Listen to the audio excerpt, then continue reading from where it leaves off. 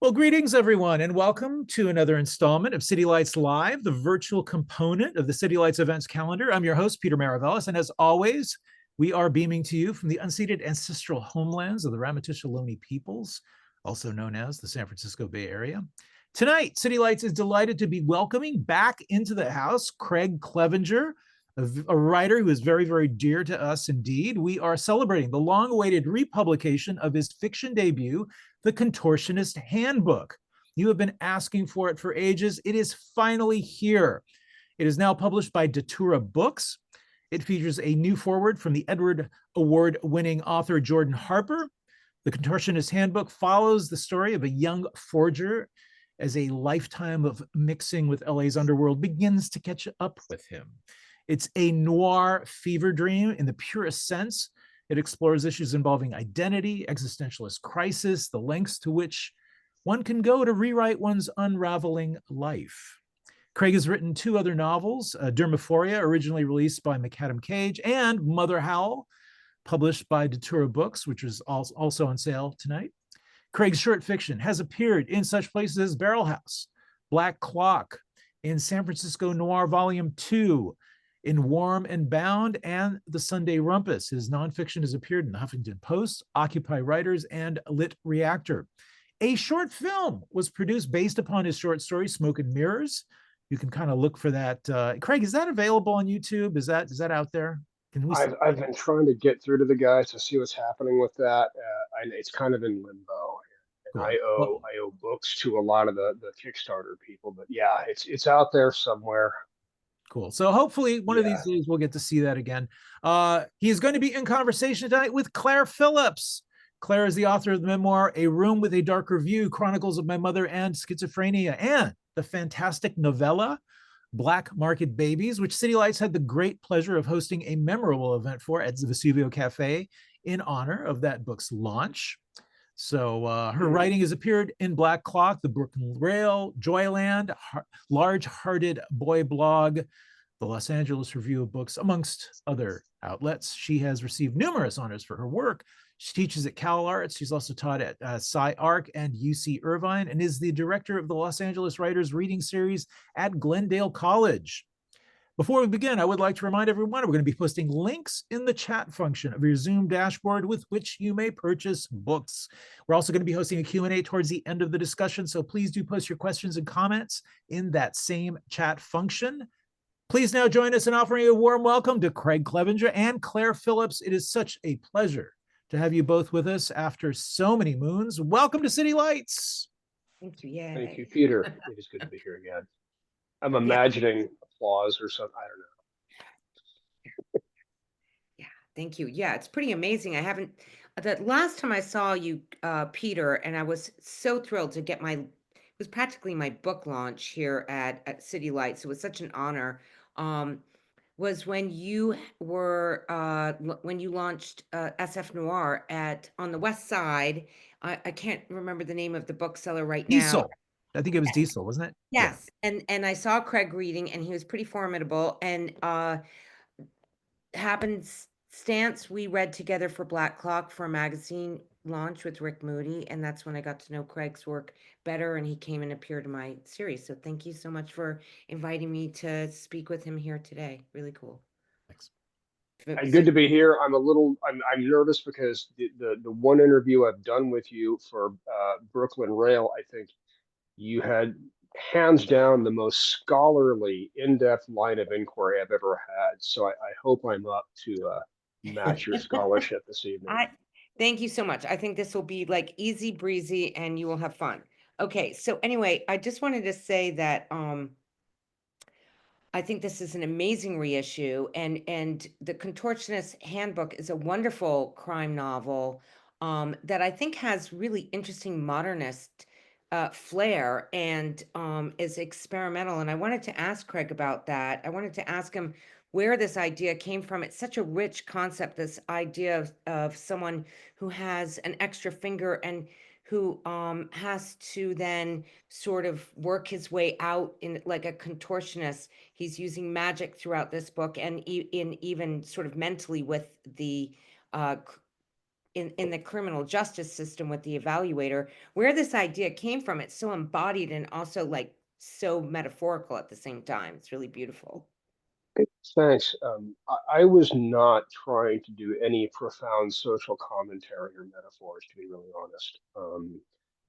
Keep in mind, this is a long time ago, and it's been a minute since I've really looked at this thing, so I'm kind of reaching back. But at the time, um, I was heartbroken for starters. That's always great fuel for any, we wouldn't have rock and roll if there were no heartbreak, right? So it's always good fuel. But I'd always wanted to be a writer. I've been pursuing it my whole life, and throughout my 20s, I majored in English, creative writing, did the usual thing, collected rejection slips throughout my 20s and early 30s, and stumbled backwards into a job in the tech world pre.com. We were still doing software on floppy disks, but it was a job where I could show up to work in jeans and they weren't put off by my, background, and I could make good money. And I just kind of got sucked deeper into that. And over the course of 10 years, I got really burned out. There was the .com, explosion that became a word, and everything went online. We went from floppy disk to CD-ROM to everything being downloaded. And you all know the story, and there's bubbles rising and falling and everything. And I just got burned out. I got sick of acting like, or being part of this whole thing, thinking we were curing cancer when we're just making another widget. And I just wanted to take a sabbatical. I got really burned. I quit my job, and I figured I was going to take a sabbatical. I was going to write a book, and I would either finish it or not. If I didn't finish it, I would forgive myself, put it behind me, and move on, and not say I wanted to be a writer when I was younger. I'd bury that. So it was a mixture of a lot of things. It was that heartbreak. It was a lot of pent up frustration, and every just idea I had blazing in my head all at once. And how I managed to contain it, I don't know. 6 months turned into 2 years and roughly 20 rewrites. Wow. Little more than half of them were substantive. It was a lot of, the second half was more tinkering than not. Um, the Six Fingers was honestly just kind of a kitchen sink. I wanted something in there to have an objective correlative. I'm not sure if that's the right word, something to convey visually, externally, his own feeling of feeling like an outsider. Yeah. And I actually got that from reading Thomas Harris. If you haven't read the novels, Hannibal Lecter has six fingers on both of his hands.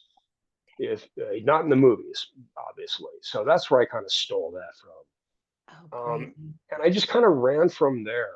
And I never thought about the themes, and I never have. I just figured whatever's boiling below the surface is going to leak through. I just started with wanting somebody who was smarter than I was, intelligent. I wanted to put a narrative in the story of somebody who was unlike me. Hmm. Somebody like hyper aware, brilliant, six moves ahead of everybody else. And I just kind of experimented with situations to put this guy in. I'd written, 30 or 40 pages of him playing chess against a deep blue type of thing. He was not a criminal. And I had this idea about, if he's got to self-medicate, what happens if he overdoses? I talked to someone who used to work in the ER, and they gave me the rundown, the whole 5150 process, and that was my light bulb. Yeah. Uh, It, it's so it's yeah, there it is. it's very convincing, the whole scenario where he wakes up and he's being evaluated. I'm completely convinced this Q&A is written by somebody with a little bit of experience, right? But that's interesting that you chose to write a narrator who was different from yourself.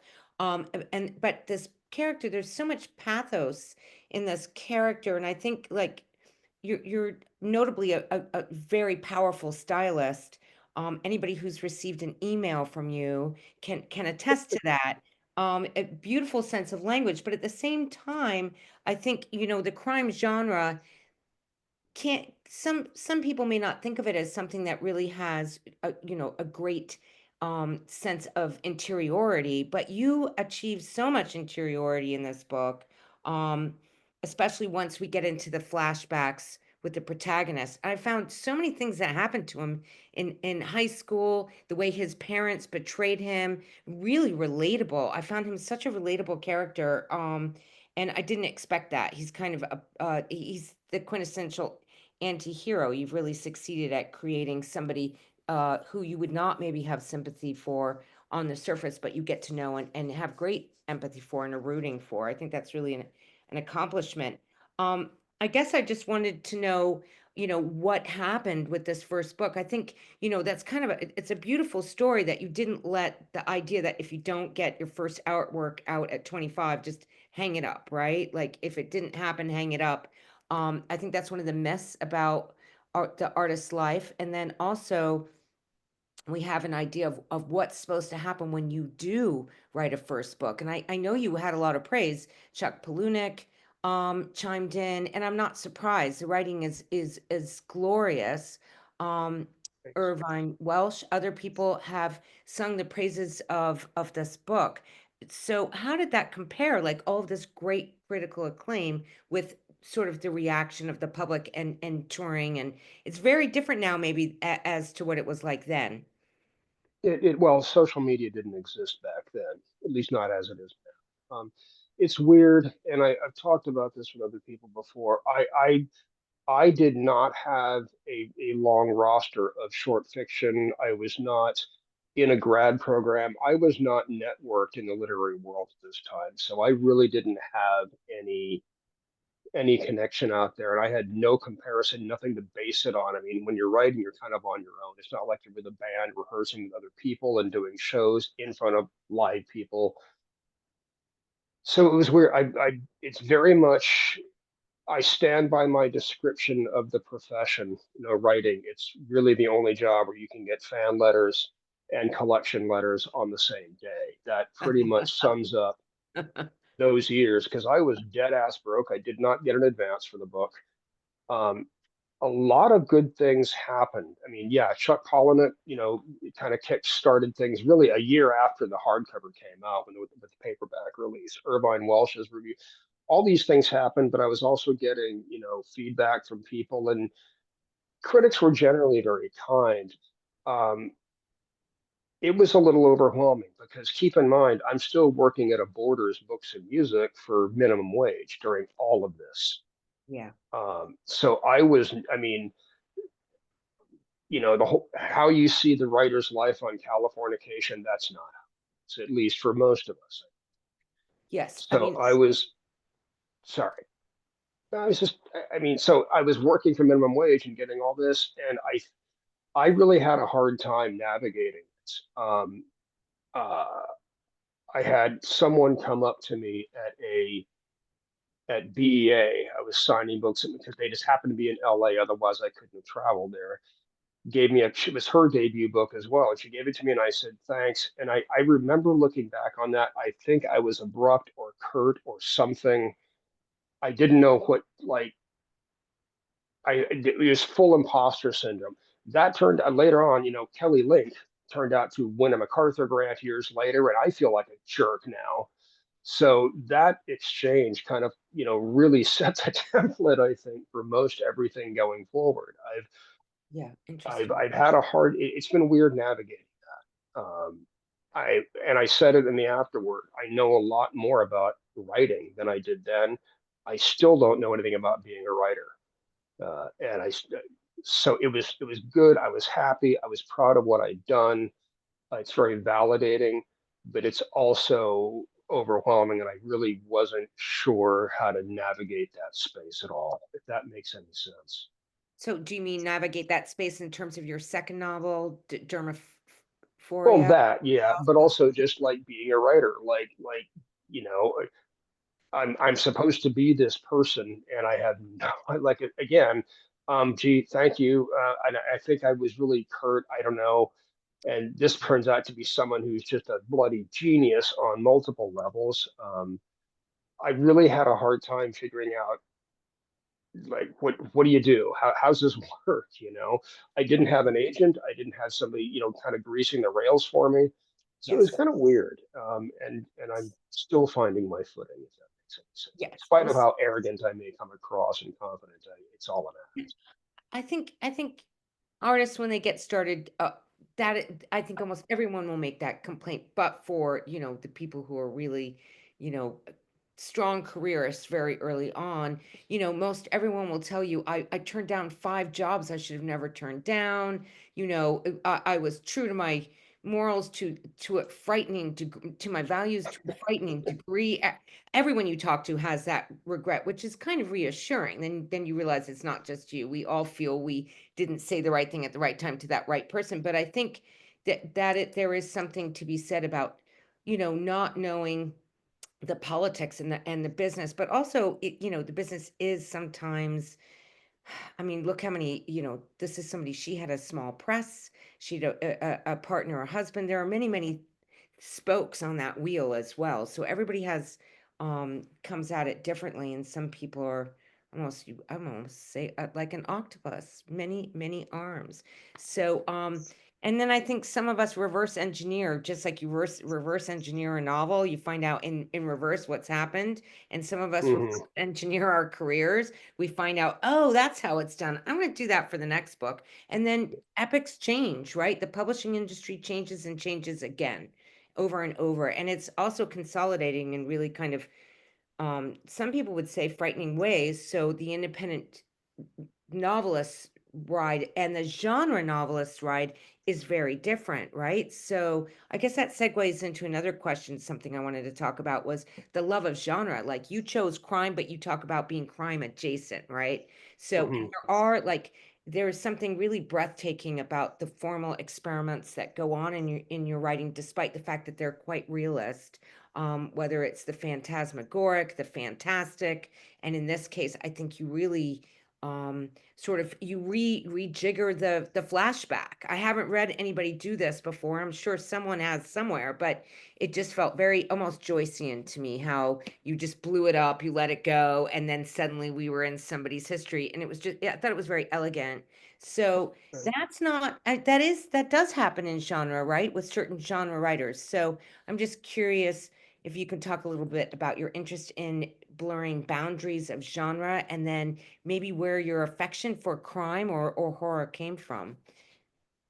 So when I was very young, I read a lot of science fiction and fantasy, a lot of the Tolkien spin-offs and wannabes, and some of the more solid, like real, tentpole stuff, Stanislaw Lem, things like that. Mm-hmm. I read to escape. I was raised in a very, very strict Roman Catholic family in Orange County, California. And for those of you not from around here, Orange County, I think it recently flipped blue, but it has historically been the really Caucasian, middlebrow, conservative enclave of Southern California. And that's where I grew up, in a Catholic family, going to Catholic school. So it was all just a big lock.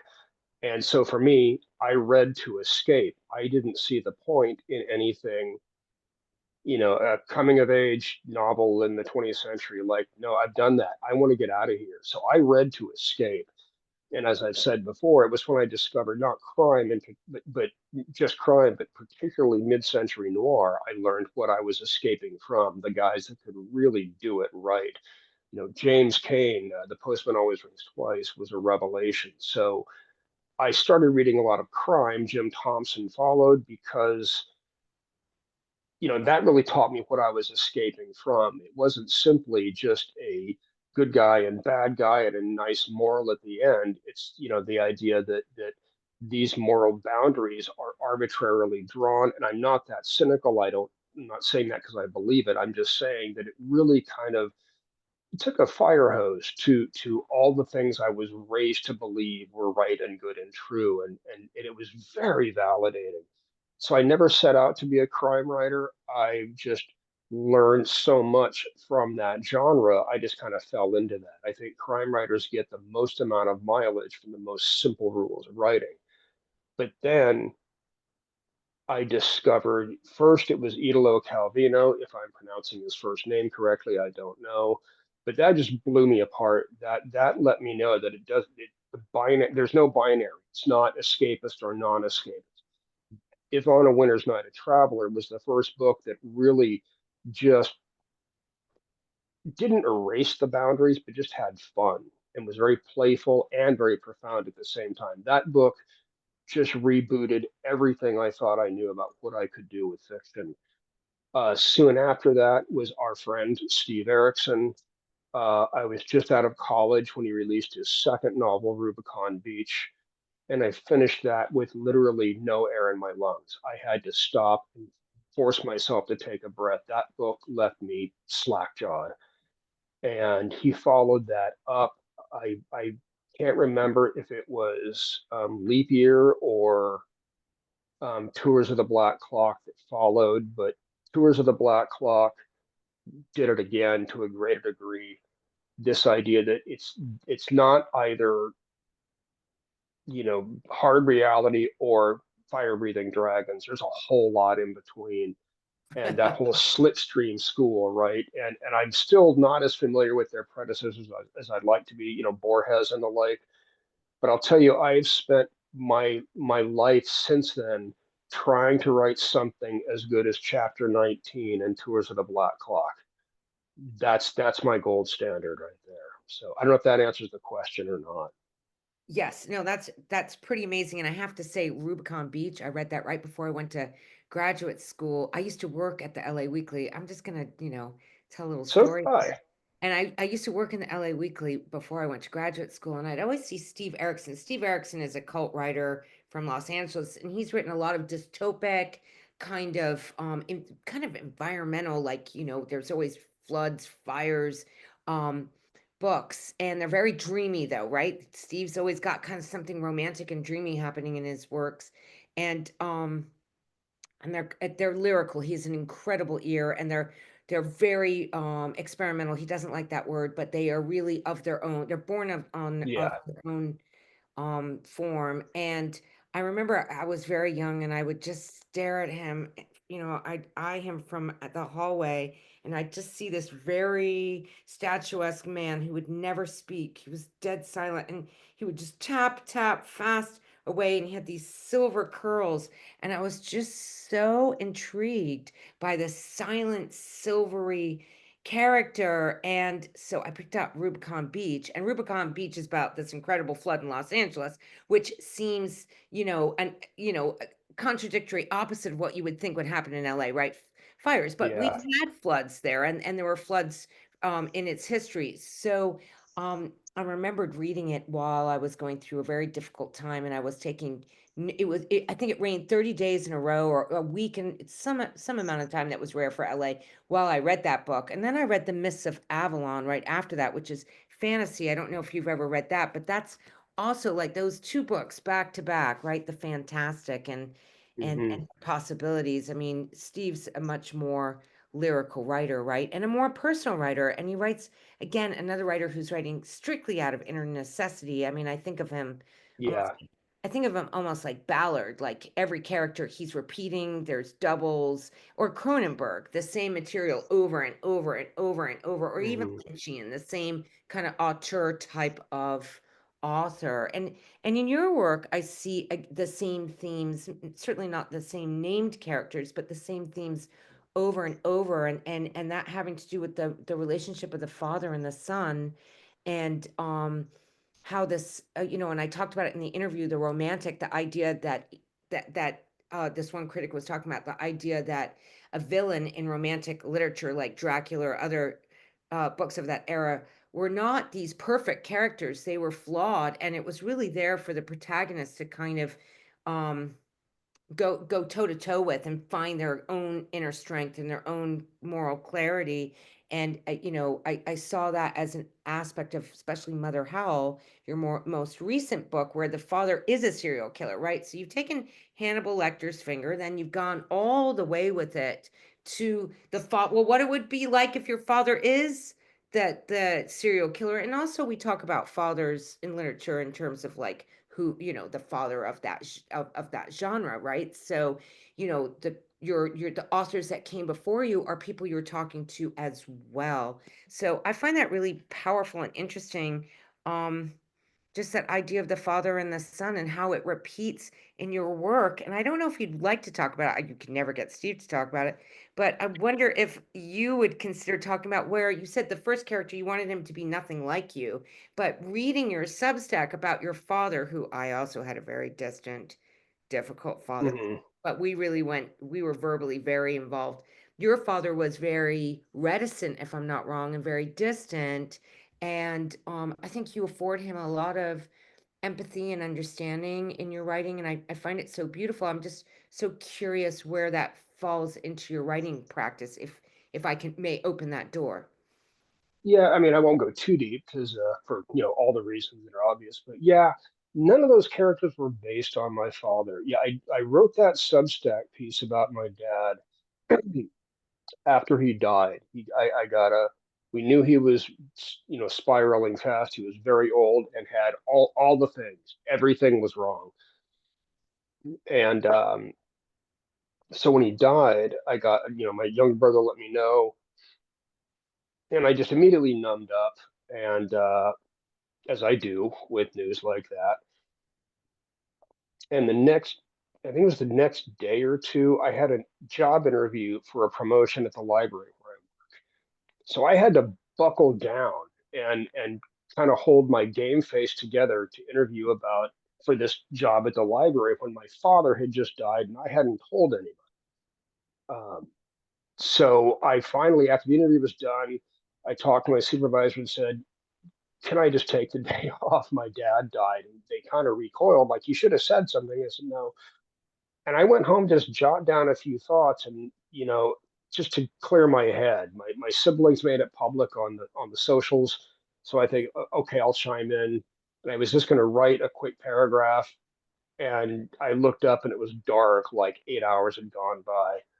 And so that's where all that came from. And I do mention the one scene in, the Contortionist Handbook that I did take directly from, an exchange I had with my father, a not very pleasant one. I wasn't modeling anything after him as much as just in general with the handbook. It was just every authority figure I dealt with who really has a convenient way to lock you with a label or a thing. And mind you, I went to Catholic school where it was really, they were a lot harsher with us and a lot quicker to slot people and box people and discipline people. So it was a reaction to that more than anything else. And then when we get to Mother Howell, all I was doing was looking back at the, everyone's got different degrees of baggage and damage and things like that. But what I have noticed consistently, especially again growing up in the Catholic Church, seeing people who are dead to rights accused of abusing people and watching the faithful who are all about protecting the unborn will suddenly circle the wagons around someone who again is dead to rights for abusing, raping students or very young kids. And it just astounds me. And when I think about it, nobody wants to believe that someone they look up to or someone they love is a monster. No one wants to believe that. You just don't. And I really just thought, what if you did believe it? What kind of cavity? What if you just said, okay, that tracks. Yeah, dad murdered people. What if you could just cut that loose and accept that hard truth? What kind of cavity does that leave in? And that's what Mother Howell is about. And I really never thought about the handbook planting the seed for that, but in many cases, I suppose it did because he and his father don't. His father tried his best in as much as he could, but his dad's capacity for that goodness was pretty small. He was Yeah. a recidivist, he was an alcoholic, and he tried, and we could see where he just gave up at one point. So yeah, I guess there was a threat. I haven't really seen that. Again, you always bring a level of scholarship to this that I'm not. That always catches me off guard. Well, we also, and it's very easy, it's sometimes to make assumptions, right?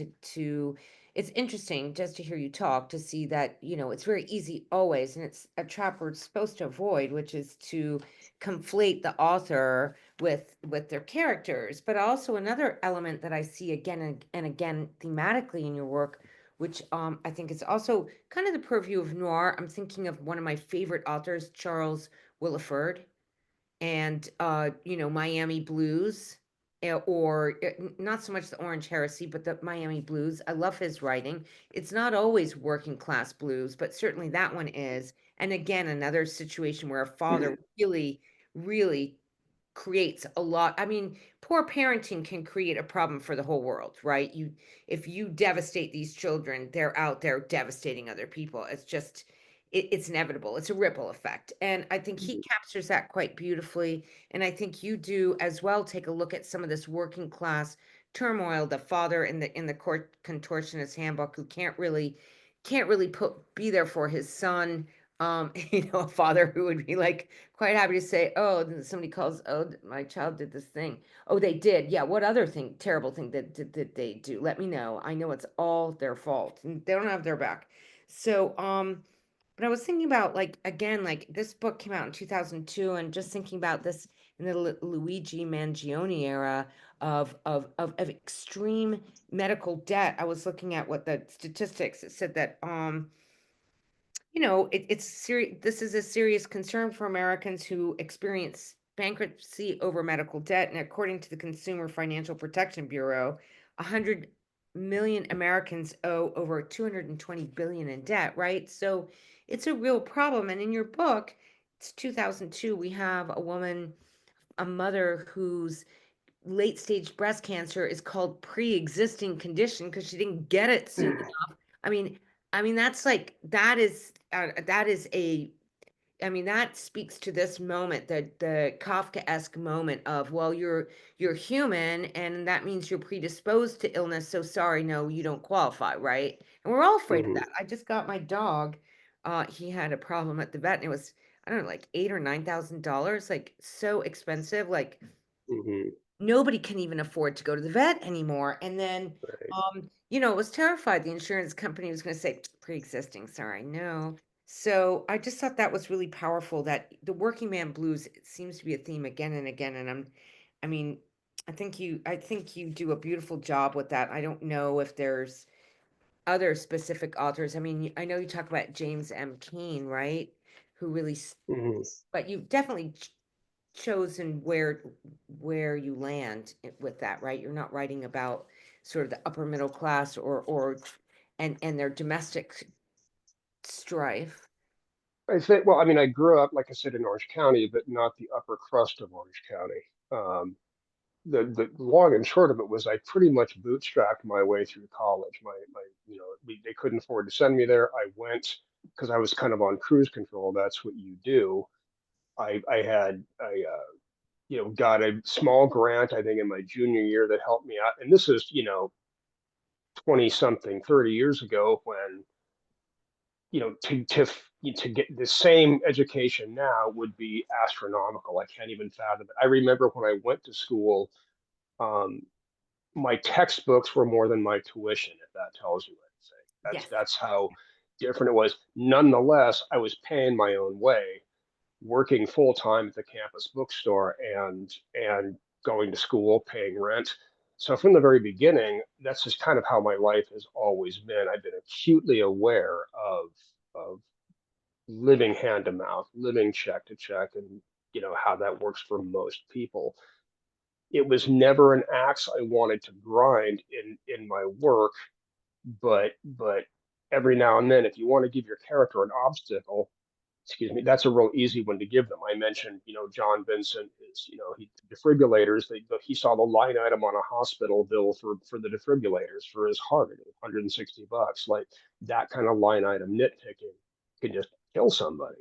So when I want to make a hurdle or a jab for my protagonist, that kind of stuff is real easy to do. But again, as you pointed out, I'm seeing the pattern over time. And so, yeah, systemic inequity and the like has started to kind of loom its head larger. I try not to lead with themes. I'll just let them bleed through if they're that important to me. And that one seems to be bleeding Yeah, it's very well. I think it's timely. It's true to the genre very often. I mean, you might have the detectives who go to the Malibu homes and have a through. quick a flirtation maybe with the beautiful femme fatale, but overall, it's also really about the hard scrabble life and the fact that and Mhm. that's why we have empathy, right? Because, and today students like you, I went to San Francisco State. It was $333 a semester every semester for 5 years. I went to Europe for a short time. 333. I used to laugh every time I opened it, but I mean, it's not funny. It's beautiful. It wasn't even tuition, it was fees. So what people are dealing with now, I read recently somebody called it not the high cost of living, the high cost of surviving, right? Where many of the people who Right. voted in this election were struggling with whether to pay rent or eat, right? So Yeah. it's very, very true for now. So anyway, I mean, I'd like to ask you maybe a little bit about what you're up to now, what you're working on now, but I think is it time? Questions? Do you want me to ask? What do you think? Is there Peter? What do you think, Peter? Are you? I think you guys are on a roll. I'm loving this, actually. I mean, we I got a can whole go bunch for of questions, hours. but man, Well, Yeah. Well, let's. I'm having a great time. well, Well, like I said, like I said, Claire's more scholarly than I'm used to, so I got to think a no, little no. more You're deeply. But doing fine. I haven't I don't quoted want. anyone. All my books are in the ethers. There's no one left to quote anymore. Actually, I would love to hear you read from it. I mean, I think Yes, just to get a I Oh, sense of I would that love to that hear it too. It's prose would such be a great. beautiful book. You should. Yeah. well, I'm always gun shy because it's been so long. I mean, I'll read unless anyone wants to. Oh, am I at? I'll do the first chapter. Great. That's the easiest one, and then maybe I'd love to hear because I have no sense of who's here. It's very strange talking and trying to imagine like a theater Well, or a there's small Juliet, room of people that I Alexander, can't. Raphael, So Jeffrey, James, Melanie, um, Adam, Minji, Graham, Julie. We have an audience. Barbara. okay. We'll tell you what. I'll read the first chapter. I can read without mentally trying to rewrite it and going, "Oh God, what was I thinking?" And then I'll see what other people want to find out. I'll see what other people have to ask. So, but this is just the opener. This was originally like the second or third chapter, and in one of the early rewrites, hello, Pooch, that's your beast. In one of the early rewrites, I just lopped something off, and I thought, no, this is an opening. This kind of kick the reader, fire the reader out of a cannon and get them started. So I can count my overdoses on one hand. If I eat all my vegetables and behave and mind my manners, and I die and there is a heaven, I will hopefully be rewarded by having the speaking voice of Rod Serling. But until then, this is what I got to work with. I can count my overdoses on one hand. August 1985, Percocet. The 5 milligram tablets were identical to the 325 milligram tablets, which were identical to the generic laxatives. I was in no shape for fine print.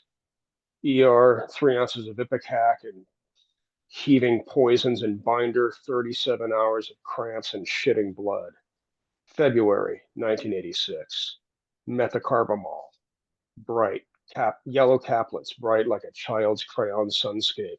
Those 5 pills stopped my heart, and I saw the brain seizure tunnel of light before the EMTs shocked me back alive. And they billed me $160 for that jolt. And I've since learned that defibrillators don't work if your heart is stopped, but just roll with it. June 1986, Demerol and 32 aspirin, reopening the damage I did when I was 14. November 1986. It was a busy year. Vicodin. Now imagine waking up to your morning stomach knot and your subsequent rituals: coffee, shower, coffee, traffic, talk radio, hell, home, drink. But you remember it's Sunday. And that 4 second blast of relief is what Vicodin feels like for 6 hours. And I always look up at the audience if I can see people, because there's a lot of people nod, they give themselves away, they know. That's how I can tell who's done Vicodin. That 4 second blast of relief is what Vicodin feels like for 6 hours, but overdose and you're heaving blanks. A pair of fists wringing your stomach like a damp rag, and trails of warm spit hanging from your mouth while you try to move your limbs, but you can't. And words hit your name like garbage churning in breakwater. February 87, Darvocet and a pint of bourbon. Yesterday, August 17th, 1987. Carisoprodol comes in a white tablet like a big ass vitamin. 350 milligrams of muscle liquefier for those tense recovering athletes and furniture movers. Too much in those relaxed muscles include your diaphragm, then your heart. It feels like a sumo wrestler sitting on your chest. I'd done 3 rails of blow to keep my heart from stopping before the paralysis set in, but they hadn't been enough. And that's how Rasputin found me. 14 pounds of mottled fur. Molly had adopted him after his collision with a passenger side bridgestone of a speeding pickup. He's blind and near toothless from his accident. His remaining incisor jutting out at 90 degrees from his mouth. He ate soft food.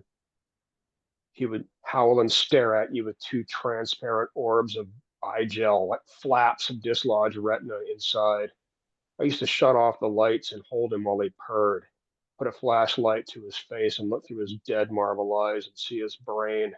Molly got mad when I did that. It's based on a real cat. Rasputin yowled for attention and licked my face until his sandpaper tongue burned through my stupor. A loud purring, the noise of a slow motion wasp in my ear, and he settled onto my chest, sandbag heavy. The walls of my lungs stayed touching. I remember my eyes being peeled open, a blurry face, a plaster ceiling over the shoulder, words chopped and scattered into a white noise seashell blast of static.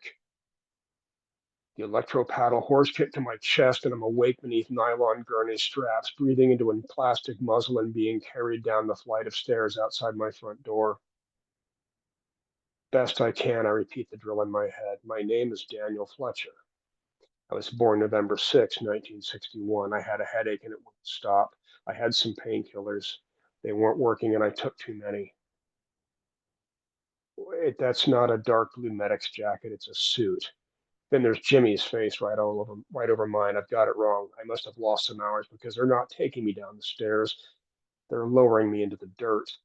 They're eliminating my position, phasing me out. I'm thinking at least I'll be asleep when they bury me, so it could be worse. But then I wonder what they'll do with Molly, and it is worse. Too weak to panic, my eyes collapse into dark. Here's what happened. And that's gets better from there. It's a real, uplifting family, tour de force story there. So I've lost your audio, Claire. Sorry, I find this character really relatable, which is, I guess, I don't know what that says about me, but I find all of his flashbacks like really it can happen to anyone. Like you said, authority figures out there who abuse young people unwittingly or systematically. And beautifully read, Craig. You're excellent Thank you. reader. You should do your own audiobooks. I did the audiobook for Dermaphoria. That was an eye opener. Yeah, thanks. So what now? What are we doing? What's happening? Yeah, let's open it up for Q&A. Actually, I want to open it up with a question.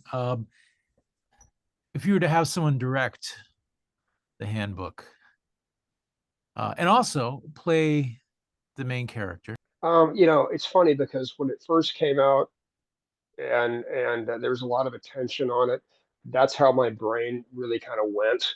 I had all these dream casting scenarios and things like that.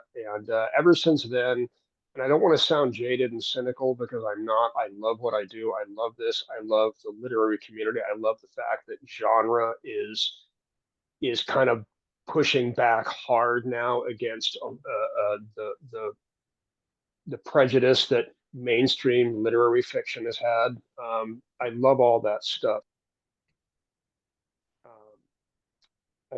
Peter, I may have to switch my audio in a moment, but let me know if I go dark or anything. But so I don't want to sound cynical, but I just don't think about that anymore. If you guys want to option it, just keep writing the check. If you want my input, I'm happy to help. I would love to participate as much as you want me to. But initially, my first pick was Richard Kelly. Donnie Darko was one of my all-time favorites, and he actually was the first to option it. That fell by the wayside. Um, I haven't really thought about it in terms of it's getting harder to think about the lead because all the leads I imagined back then, who were a little younger than me, are now that much older than I was back then. And I don't know who's burning up the screen right now. So I don't know. I'll, it's been a while. I used to think about that all the time, but it just hasn't floated through my mind as much recently, you know? So I know that's not a very satisfying answer. Claire, I want to hear what you think. About who should direct. Well, Yeah. I mean, I was going to say Ben Stiller. Isn't that ridiculous? But he did Severance, and I say Ben will Yeah. just, you know what? First of all, it's a timepiece, right? So whoever directs it is going to want to say, "Hey, this idea of fraud and using your hands, like the brilliance of like this and this, like it, it's wild. It's from a different era. So you need somebody who would be interested in taking a look at our era pre digital fraud. We hack now. We don't have, it's not the same. Individuals can't, I mean, I don't know. The whole idea, I mean, it's so fascinating to think about what is mistaken identity now versus then. And a lot of the things that happen in Craig's book, we would not be able to do now if I'm not wrong, right? I mean, it really afforded you, the analog really afforded you some wonderful crime opportunities that are not there anymore. So I think that it would have to be somebody who was besotted with a different time, and I'm not sure, maybe it'll be like a Gen Z person coming up. But I just saw that Ben Stiller did Severance, and I thought, well, if he's taking that on, why not this? I mean, it can be someone who's not known for their directing, who just is curious about, who wants to, I don't know, look at a different era and through the crime noir lens, but with this kind of, with a lot of pathos. I mean, who directed Drive? That not, Oh. that movie Drive, with the As a Scandinavian director, okay, him. Pick him. yeah, okay, that's But an idea. I'm, I just focus on the next book, really. So, Yeah. you know what? It should be when we get this new era that we were discussing in the green room or whatever, the Zoom pre-room. I think that we should basically be in charge of all of the arts. Like the publishers, the independent publishers should like be able to run the whole arts funding thing, and that should include the filmmaking. So Peter, you're gonna get to make sure that you make space for that in our new future, whatever that turns out to be. The Fantastic. post-duopoly future. Thank you.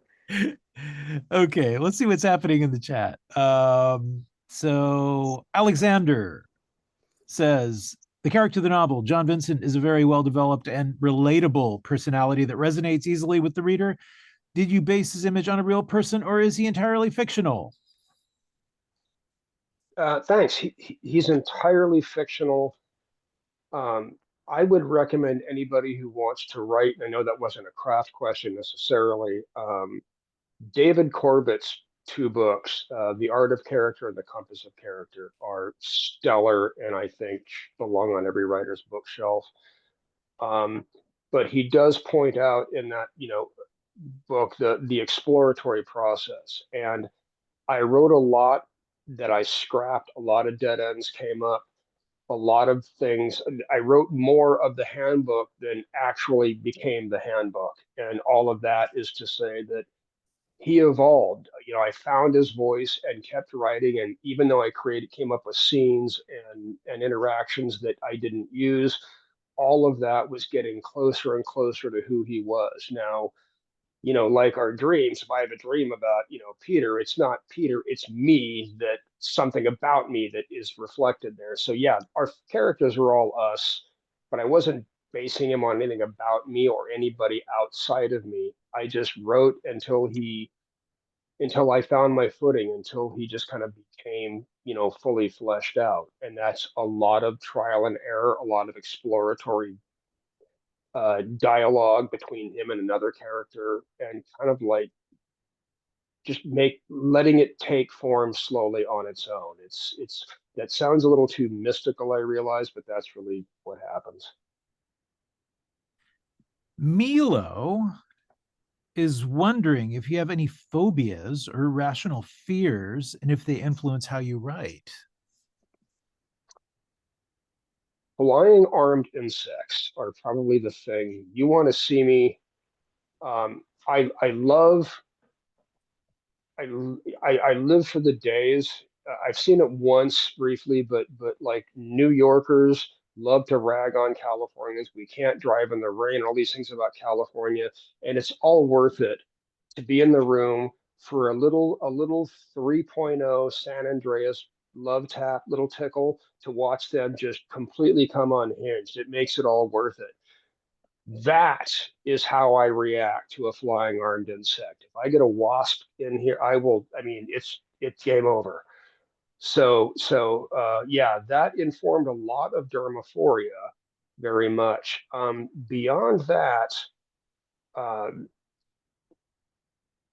I have a bone deep fear of cops, even though I have a friend who's a retired sheriff, and I am a white guy, and the person who should least worry about it. Right? We don't get pulled over for no reason. But that kind of discretionary authority that can be abused, especially when I was a kid, being on the business end of that, I found terrifying. Um, how much those really influence the work, I don't know. Um, a year ago, I had an accident cleaning out some rain gutters. I went from the top of the ladder to the ground in one step. Uh, Fortunately, my shoulder broke the fall. So it took all of there, but I ended up in the ER, and apparently under the copious drugs they gave me to reset my shoulder, I blathered on with compliments for the staff and other blather about alien abductions and golden retrievers. I don't own a golden retriever, never have. So those are the deep, dark things that live inside of me, folks. I hate to disappoint you, but that's it. I'm just very complimentary, and I talk about dogs and space aliens. That's really it. So where it comes from, I couldn't tell you. I wouldn't expect anything less. Narik asks, how did your personal experiences or background influence the creation of the handbook, and what inspired you to explore the themes in the novel? Like I said, the themes are never anything I think about consciously. I had a chance to interview Vanessa Veselka about, um, on the workshop I was running virtually for a while at the library where I work. And I asked her about themes because her writing is very politically charged, and she can kind of leave with it. And I was asking her how you do that because I can't. Um, what do I know? I'm faking it, and this is the secret that all of us are keeping from the young people of the world, that we're fucking making this up as we go. Let's not tell them. Life is a journey. I think that like an airplane ride, we're all going around it's just the only difference between us and the kids is that we've been on the plane more. So we don't get rattled by turbulence. We give you food and blankets, metaphors, right? Um, but really, if shit really goes wrong, we don't know any better. So I don't like to lead with themes, and I just let them bleed out. In terms of personal experience, it just again comes from a life growing up in a very repressive environment where things were slotted and categorized. But I will tell you this, in particular, the acts that I was grinding consciously and overtly. I don't know if this is still the case. I don't know if it was the late 70s, early 80s. Laws changed that allowed um, pharmaceutical advertising on television. And so before then you didn't see ads for whatever on TV with the little cattle auction, recitation of side effects at the end, right? So between that and the rise of self-help, I saw this whole culture of pop psychology, and everyone is an instant expert. And it reached a fever pitch where, having a discussion or having a candid discussion with somebody, hearing people bandy about, well, you clearly are OCD, or you've got father issues, or she clearly has father issues, right? Or we hear this kind of stuff in common discussion routinely nowadays. And it angers me because those are medical diagnoses. We need to back off that stuff. And you maybe have a year or two of psychology under your belt, but therapy, contrary to what you might think from this book, I am not slamming therapy or psychiatry. I have great respect for the profession, but it also requires a lot of field work, a lot of hours in. There's a lot of guardrails around that, and the idea that somebody can just in the middle of a group discussion can just say, "Well, it sounds like you got ADHD." Like, fuck you. What, are you a doctor? And if you are, you lost your license by blathering a diagnosis in front of everybody. It really started to get on my nerves.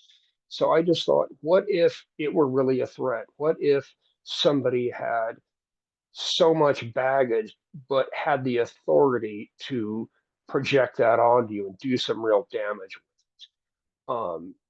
it? I wrote in the afterword to this edition that anyone who says they don't care what other people think is lying. Because if you say you don't care what other people think, you're independent, you've never been on a date in front of a judge, in front of a jury, in front of anybody whose opinion of you can change your future for the better or the worse. And that was probably the most conscious axe I was grinding, if that makes any sense. Yeah. Well, we have come to the top of the hour. Claire, do you have any parting thoughts? Anything you want to add before we go? Well, I thought that the questions were really great here in the chat, and I want to thank everybody for putting them in here. It is the last hour. I don't know. I'm just so curious, Craig. What I think you've succeeded at creating a solid oeuvre of work. Given the constraints, I think especially the economic constraints writers face, and it's very hard. Most authors will tell you, I won't name names, but they'll tell you, Sorry, I'm listening. I just wanted to answer your question yes, and show David people these are Corbett, the two writing books. that down. Yeah, Awesome. these I are the don't two know books these I was books. recommending. Right. Thank you. I appreciate it. But They are gold. well, Sorry. yes, absolutely. So, long-windedly, I'll just say, I think it's extremely hard to find the time when you're making a living. And I think you're working at the library now, right? And I think the library is a really cool job for any reader or writer. And I think librarians are probably some of the best people we have employed anywhere. I have a special affection for them. I admire them so much. But it's very, very hard, I think, to be able to continue to do this work given the financial constraints. So I'm just so curious. Mother How was also really an accomplishment. But it does take time, and I think it takes those of us who are working full time, who aren't dependent on who aren't the beneficiaries of spousal support, because most authors I talked to, I did a panel recently and somebody asked, excuse me, how do you afford to be an author? And each person on the panel but me, the moderator, said, well, my spouse supports. Oh, wow. And it's not. I remember we had a professor at NYU who said, hey, I married a banker, think about it. And you know what, for some people that works, and for some of us who are really kind of like a little very independent, maybe to a fault, that's not like a good path. And so I don't know, do you feel you have time to create a new work, and are you working on something new? I just, that's my final question for you. Yeah, so you can do a lot if you learn how to chip away at something in the little stolen moments. I've always been amazed at the idea of a writing retreat. Like, if you can afford to have your rent or mortgage covered while you leave for a month and live somewhere and be left alone, well, then why not just stay where you are? I've never understood how that works. Right now, I'm able to work. I work best in the mornings, but I really have of late. I've learned to be more flexible, and it's less about finding these huge blocks of time, more about being consistent about with the time that you do have. Right. Sylvia Moreno Garcia, I think, was a single mom, working single mother who's been kicking out novels. She probably doesn't have to work anymore. I hope not, because she's doing very well. Chuck Palahniuk, wrote, he would, put manuscript pages on a clipboard when he was working in a truck yard, and he would crawl into the trucks like he was repairing them. He would do his repairs, but then write under the truck. So you can find these stolen moments. Stephen Graham Jones writes very articulately about abandoning this idea that you need a sacred space and time and rituals to write. He goes, because it's too easy to have your balance thrown off. He's learned to write in airports, on planes, or just in between little cracks of time. The only concrete things I can say is that I start longhand. Um, I work longhand. It's easy for me to get rid of the bells and whistles of the laptop. No one's going to steal a notebook if I leave it behind it somewhere. I find that much more meditative and easy to fall into my own, deer hunter zone, get into that place where I'm working. So I do work longhand. Transcribing is kind of tedious, but I do. Um, let's see, what am I working on now? I have been working on a novel for years now that kind of burned out, and I haven't said a lot about this publicly, but I'll just, uh, I've been sober for just roughly 20 and so when Mother Howell came out, a lot of the questions were, where you been? What's been going on? And I said very honestly, a mixture of, like, personal stuff, professional stuff. My publisher collapsed, the bar I was working at closed. I was kind of homeless, couch hopping rather. And all that's true. What I did not realize was just how much, the alcohol was buoying. All of that was sort of binding it together to mix my metaphors. So it took me about 3 months of not drinking to realize just how bad it had been, just how much I'd been sandbagging myself. So it's been a year ago May. So, and I'm really been working to scrape the rust off the gears and get back into this novel. And I think there's something there. I Great. started and finished the first thing I've written since I've sobered up, the story Blood in the Water for Kelpger. And that one was really close to the bone for me. And that's the first thing I've started and finished since I quit drinking. Um, uh, so that's where I'm at right now. I'm dusting off this manuscript and scraping the rust off the gears, and I think That's maybe awesome. it's not so bad after all. So Yeah. that's kind of where I'm at now. And as a writer, why writers, I mean, that may not be what was the main reason for, you know, uh, finding yourself overly dependent on alcohol, something we all deal with, dependencies, whatever they are. But the writing is very lonely. So it's very hard to be alone in a room working without other people all of the time. And when you do it for years upon years, you start to see why certain people were really dependent on it, because at least it could be like a little party while you're alone. So it takes a lot, I think, to be able to clear that out, because it's a pretty easy thing to rely on Yeah, and start I'm afresh. I'm pretty sure the recycling guy thought like 30 people lived here. I'm pretty certain of that. For your health and your well-being. I'm very glad to hear that, Craig. That's really awesome. A friend of mine said to me a little while ago, when I don't know, I'm always having a crisis, but he said to me, he said, every decade you've got to do something new. If you don't, you're something terrible is going to happen. Like, it's just every decade you're shedding your skin, and it's time for a renewal. So thank you so much for sharing that. I'd love to see the short story, and I'm really looking forward to whatever you produce next. And thank you so much, Peter, Thanks. for having me. It's been a very long time, and I was just honored to be invited. And I have to say, I'm probably like not quite myself these days, due to my students here all the time about, or I should say class members all the time about my dog and I moved, I think, 6 times in the last 22 days. So, but we made it.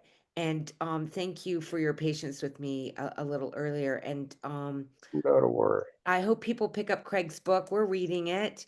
And thank you again. I'm Yeah. so glad City Thank you. Lights is still going, that you're such an amazing institution, right? Given all of San Francisco's changes. Well, it was such an honor and such a delight to have you both. And Claire, you're such a great interviewer. Thank you so much for doing this. And Craig, congratulations again. Always a pleasure, and look forward to seeing you when you come up north. And everyone, we have posted links with which you may purchase books. They are in the chat. Craig will actually be coming up north and signing books in a few weeks, so we'll probably have some signed books then. But please do buy some now.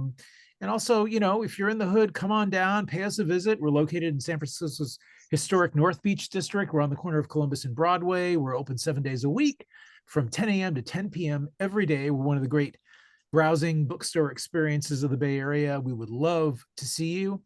Today's event has been made possible by support from the City Lights Foundation, keeping me dutifully employed and fostering an active engagement with books and literary culture through our public events, our publishing program, and educational outreach. And it's all dedicated to sustaining a vibrant community of readers, writers, and independent thinkers. So thank you, everyone. Take care. Be kind to each other. We hope to see you all again soon. Thank you. Good night. Thank you. And if I missed a question, like, hit me on the socials. Thank you so much. I hope I got to everybody. That was great. You know, I was just looking at your library. I'm so glad you staged this with books behind you, because I have this like secret joy, like during these events as people are talking, I just try to figure out what it is. Oh, I know. I do the same thing. I know. I spied Ted Chiang there. Yeah, there's Ted Chiang. Explanation, and Those that have really you got. stood out to me. Borges. You got Borges. And Do I have any guilty pleasures I want to hide? Probably not. No. This, by the way, as long as I got the forum, this Ooh. is such I want this to read book. that. Oh, This is my hands down favorite read of 2020. This book just blew my mind. She is a hero of mine, and Helen Phillips. This book is just brilliant. And who else can I pimp while I'm up here? Who else can I throw out? Yeah, there's Rob Roberge's Liar. You know Rob, I think, don't you, Claire? yeah.